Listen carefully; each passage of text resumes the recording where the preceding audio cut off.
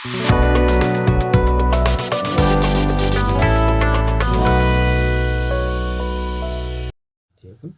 With YouTube চেনেললৈ তোমালোকক স্বাগতম জনাইছোঁ। আহাচোন আজি আমি চিম্পল প্ৰেজেণ্ট টেন্সৰ বিষয়ে আলোচনা কৰোঁ। চিম্পল প্ৰেজেণ্ট টেন্স বা প্ৰেজেণ্ট ইনডেফিনিট টেন্স, যাক আমি সামান্য বৰ্তমান কাল বুলি কওঁ। আমি কেইটামান উদাহৰণ লওঁ আহাচোন। যেনে মই ভাত খাওঁ, আই ইট ৰাইচ। তেওঁ কিতাপ পঢ়ে, হি ৰিডছ বুক। তেওঁ মোৰ ভাই, হি ইজ মাই ব্ৰাদাৰ ইত্যাদি। এই বাক্যকেইটা কিহৰ বাক্য? প্ৰেজেণ্ট ইনডেফিনিট টেন্সৰ বাক্য। এনেধৰণৰ আৰু বহুতো বাক্য আছে। যেনে the sun rises in the east, the bus usually arrives here 8 o'clock। এই ধৰণৰ বাক্যসমূহ কি হয়? প্ৰেজেণ্ট ইনডেফিনিট টেন্সৰ বাক্য হয়। এতিয়া আহাচোন চাওঁ প্ৰেজেণ্ট ইনডেফিনিট টেন্সৰ বাক্যৰ গাঁথনি কেনেধৰণৰ। প্ৰেজেণ্ট ইনডেফিনিট টেন্সৰ বাক্যৰ গঠন। প্ৰেজেণ্ট ইনডেফিনিট টেন্সৰ বাক্য এটা গ্ৰহণ কৰিবলৈ প্ৰথমতে আমাক কি লাগিব? ছাবজেক্ট লাগিব। ছাবজেক্ট মানে কৰ্তা। তাৰপাছত লাগিব ভাৰ্ব, ভাৰ্ব মানে ক্ৰিয়া, আৰু লাগিব অবজেক্ট, অবজেক্ট মানে কৰ্ম। ছাবজেক্ট, ভাৰ্ব, অবজেক্ট, এইটা হ'ল প্ৰেজেণ্ট ইনডেফিনিট টেন্সৰ বাক্যৰ গাঁথনি। এতিয়া আমি এটা উদাহৰণ লওঁ। মই ভাত খাওঁ। এই বাক্যটো আমি ইংৰাজীত লিখিম প্ৰেজেণ্ট ইনডেফিনিট টেন্স ব্যৱহাৰ কৰিম। ইয়াতে মই হ'ল ছাবজেক্ট, ভাত হ'ল অবজেক্ট, খাওঁ হ'ল ভাৰ্ব।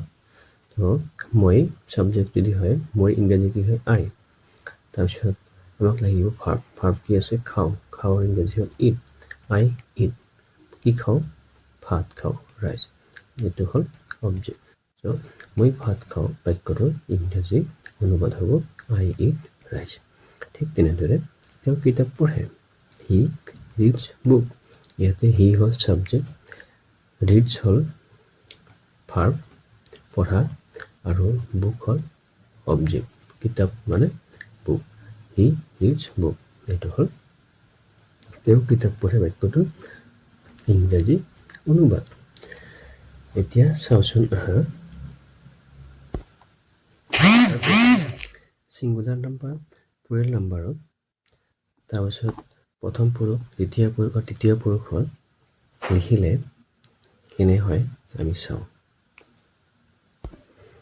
ভাৰ্ব এটা ছিংগুলাৰ নাম্বাৰ মানে এক বচন, প্লুৰেল নাম্বাৰ বহু বচন, আৰু ফাৰ্ষ্ট পাৰ্চন মানে প্ৰথম পুৰুষ, ছেকেণ্ড পাৰ্চন দ্বিতীয় পুৰুষ, আৰু থাৰ্ড পাৰ্চন তৃতীয় পুৰুষত লিখিলে কেনে হয় আমি চাওঁ। ছিংগুলাৰ নাম্বাৰ মানে এক বচন, ফাৰ্ষ্ট পাৰ্চন প্ৰথম পুৰুষ। চাপ'জ আমি প্লে ভাৰ্বটো ল'লোঁ। চ' আই প্লে ফুটবল, মই ফুটবল খেলোঁ, এইটো হ'ল এক বচন প্ৰথম পুৰুষ। আৰু বহু বচন কি হ'ব? আৰু বহু বচন উই, উই প্লে ফুটবল। ঠিক তেনেদৰে second person you play football, you play football. You play football মানে তোমালোকে ফুটবল খেলা, আৰু তুমি ফুটবল খেলা এক বচনত, আৰু বহু বচন হ'ব ইউ প্লে ফুটবল, তোমালোকে ফুটবল খেলা। ইয়াতে ইউ ইউ যিহেতু বাক্যটো একেই আছে, তথাপিতো ইউ মানে তোমালোকো হয়, ইউ মানে তুমিও হয় ইংৰাজী। ঠিক আছে, মনত ৰাখিবা কথাটো। তাৰপিছত থাৰ্ড পাৰ্চনত হি বা চি প্লেজ ফুটবল, তেওঁ বা তাই ফুটবল খেলে। আৰু দে প্লে ফুটবল, হি বা চিৰ বহু বচন দে, সিহঁতে ফুটবল খেলে। সীতা প্লেজ ফুটবল, সীতাই ফুটবল খেলে। গীতা প্লেজ ফুটবল, গীতাই ফুটবল খেলে। ইট প্লেজ ফুটবল, এইটোৱে ফুটবল খেলে। ঠিক তেনেদৰে Sita and Gita plays football, Sita আৰু গীতাই ফুটবল খেলে। ইয়াতে ছিংগুলাৰ নম্বৰ হোৱাৰ বাবেহে ভাৰ্বৰ লগত এছ হৈছে, কিন্তু ইয়াতে থাৰ্ড পাৰ্চন, এইটো থাৰ্ড পাৰ্চন হয়, কিন্তু এইটো এক বহু বচন কাৰণে ইয়াতে এছ হোৱা নাই। সীতা ছিংগুলাৰ নম্বৰ এক বচন, সীতা এজন, সেইকাৰণে ইয়াতে এছ হৈছে। গীতা এজন, ইয়াতো এছ হৈছে। ইট, এইটো এছ হৈছে, কিন্তু সীতা এণ্ড গীতা দুজন আছে নহয়, সেইকাৰণে প্লে হৈছে, এতিয়া এছ হোৱা নাই। মনত ৰাখিবা থাৰ্ড পাৰ্চন ছিংগুলাৰ নাম্বাৰতে কেৱল এছ বা ইয়েছ হয়। আৰু থাৰ্ড পাৰ্চন ছিংগুলাৰ নাম্বাৰ কোনবিলাক হয়, বা থাৰ্ড পাৰ্চন কোনবিলাক হয়? আই, উই, ইউ বাহিৰে যিমান আছে চববিলাক কি হয়? থাৰ্ড পাৰ্চন হয়। যিমান গছ গছনিৰ নাম আছে, পাহাৰ পৰ্বতৰ নাম আছে, যিমান মানুহৰ নাম আছে, জীৱ জন্তুৰ নাম আছে, এই আটাইবোৰ কি হ'ব? থাৰ্ড পাৰ্চন হ'ব। আৰু এই থাৰ্ড পাৰ্চন ছিংগুলাৰ নাম্বাৰত প্ৰেজেন্ট ইনডেফিনিট টেন্সত ভাৰ্বৰ লগত এছ বা ইএছ হ'ব বহু বচনত কিন্তু নহ'ব এই নিয়মটো ঠিক আছে মনত ৰাখিবা সাধাৰণতে বেছিভাগ ভাৰ্বৰ লগত এছ যোগ দিলেই হয় বেছিভাগ ভাৰ্বৰ লগত কি হয় এছ যোগ দিলে হয় যেনে it its play plays right rights run runs এই ভাৰ্বকেইটাৰ লগত আমি এছ যোগ দিছোঁ ইয়াতে দেখিছে ইটৰ লগত এছ যোগ দিছোঁ প্লেৰ লগতে এছ যোগ দিছোঁ ৰাইটৰ লগত এছ যোগ দিছোঁ ৰানৰ লগত এছ যোগ দিছোঁ ঠিক আছে এতিয়া চাওঁচোন ইএছ ক'ত ক'ত হয় ইএছ ক'ত কেতিয়া যোগ হয় যদি ভাৰ্ব এটাৰ শেষৰ আখৰকেইটা তলত দিয়াবোৰৰ দৰে হয় তেন্তে ইএছ যোগ কৰিব লাগে কি কি যেনে এছ এছ থাকিলে এছ এইচ থাকিলে চি এইচ থাকিলে এক্স থাকিলে অ' থাকিলে এই আখৰকেইটা যদি ভাৰ্বৰ শেষত থাকে তেতিয়াহ'লে আমি কি যোগ কৰিব লাগিব ইএছ যোগ কৰিব লাগিব যেনে পাছ পাছেছ ৱাছ যদি এছ এইচ আছে ৱাছেছ হৈছে চি এইচ আছে ইয়াতে ৱাটছ ৱাটছেছ হৈছে মিক্স এক্স আছে গতিকে মিক্সেছ গো অ' আছে গজ ইএছ হৈছে ডু অ' আছে ডাজ হৈছে তো মনত ৰাখিবা যেতিয়া নেকি তুমি ভাৰ্ব এটাৰ শেষৰ আখৰকেইটা এছ এছ পাবা এছ এইচ পাবা চি এইচ পাবা এক্স পাবা অ' পাবা তেতিয়া কিন্তু তুমি থাৰ্ড পাৰ্চন ছিংগুলাৰ নম্বৰত ইএছ যোগ কৰিব লাগিব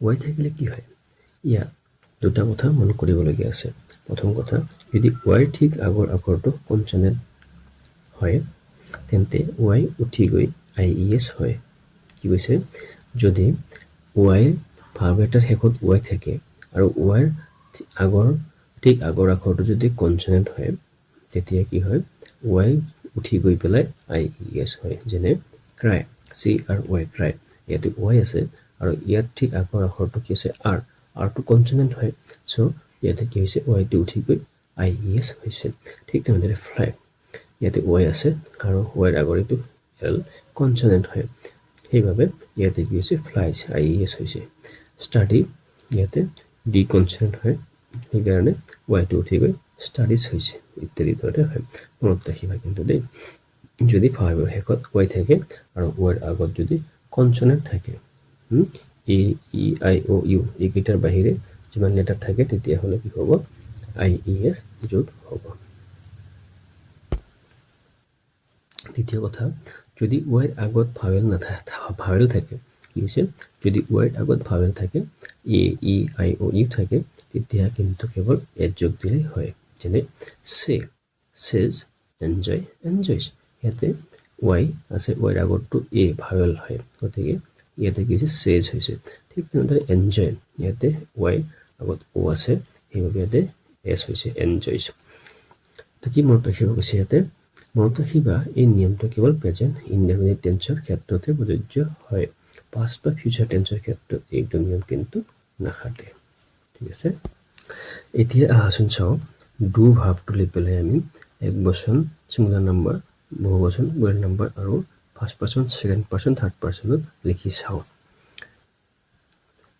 first person singular number I do মই কৰোঁ বহু বচন উই ডু আমি কৰোঁ ছেকেণ্ড পাৰ্চন ইউ ডু তুমি কৰা বহু বচন ইউ ডু তোমালোকে কৰা third person he C does তেওঁ তাই কৰে বহু বচন দে ডু তেওঁলোকে কৰে সীতা ডাজ সি তাই কৰে গীতা ডাজ গীতাই কৰে ইট ডাজ ইটোৱে কৰে সীতা এণ্ড গীতা ডু সীতা আৰু গীতাই কৰে ঠিক আছে ইয়াতে কিন্তু ভাৰ্বটোৰ অ' আছে গতিকে সেইবাবে ই এছ হৈছে আৰু থাৰ্ড পাৰ্চন ছিংগুলাৰ নম্বৰ ইয়াতে হি সীতা গীতা ইট ইয়াতে গীতা কি থাৰ্ড পাৰ্চন হয় আৰু ছিংগুলাৰ নম্বৰ হয় সেইকাৰণে ইয়াতে ভাৰ্বৰ লগত ই এছ হৈছে ইয়াতে ডু আৰু ডে কিন্তু থাৰ্ড পাৰ্চন হয় কিন্তু প্লুৰেল নম্বৰ হয় বহু বচন হয় সেইবাবে ডুই হৈছে ইয়াতে ই এছ হোৱা নাই সীতা এণ্ড গীতা ডু এতিয়া সীতা আৰু গীতা দুজন মিলি বহু বচন হৈছে সেইবাবে ইয়াতে এছ ই এছ হোৱা নাই কেৱল ডু হৈছে মনত ৰাখিবা অলপ আগতে যে আমি কৰিলোঁ ছিংগুলাৰ নম্বৰ প্লুৰেল নম্বৰ আৰু first person second person third পাৰ্চনত ঠিক তেনেদৰে এই ভাৰ্বকেইটা ব্যৱহাৰ কৰি ৰাইট কুক চুইম ড্ৰাইভ এই ভাৰ্বকেইটা ব্যৱহাৰ কৰি তোমালোকে লিখি চাবাচোন ঠিক আছে তাৰপাছত তোমালোকক মই ইয়াতে আৰু কেইটামান এক্সাৰচাইজ দিছোঁ মানে অভ্যাসন বা অনুশীলনী প্ৰশ্ন দিছোঁ চাওঁচোন প্ৰশ্নকেইটা fill in the blanks with the correct forms of verbs given in brackets ব্ৰেকেটৰ ভিতৰত দিয়া ভাৰ্বকেইটাৰ শুদ্ধ ৰূপটো লিখি পেলাই তলত খালী ঠাইসমূহ পূৰ্ণ কৰা। 1. She eat আছে ইয়াতে she eat an apple every morning। তাই প্ৰত্যেকদিন ৰাতিপুৱাই এটাকৈ আপেল খায়।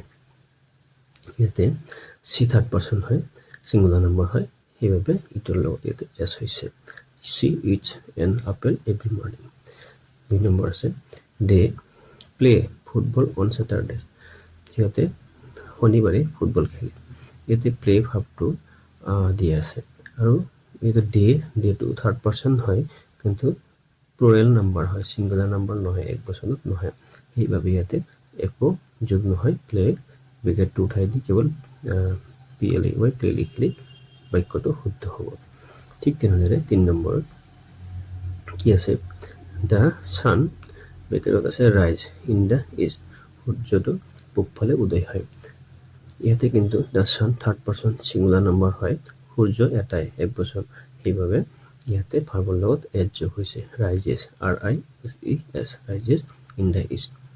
ঠিক তেনেদৰে 4 নম্বৰটো আছে আই ৱৰ্ক ইন দ্য বেংক। মই এটা বেংকত কাম কৰোঁ। ইয়াতে আইটো হ'ল কি ফাৰ্ষ্ট পাৰ্চনত ভাৰ্বৰ লগত এছ বা ইজ একো নহয়, গতিকে এইটো ঠিক তেনেদৰে ৱৰ্কেই হ'ব। Next 5 number my cat sleep on the sofa all day. মোৰ মেকুৰীটোৱে গোটেই দিন চফাত শুই থাকে।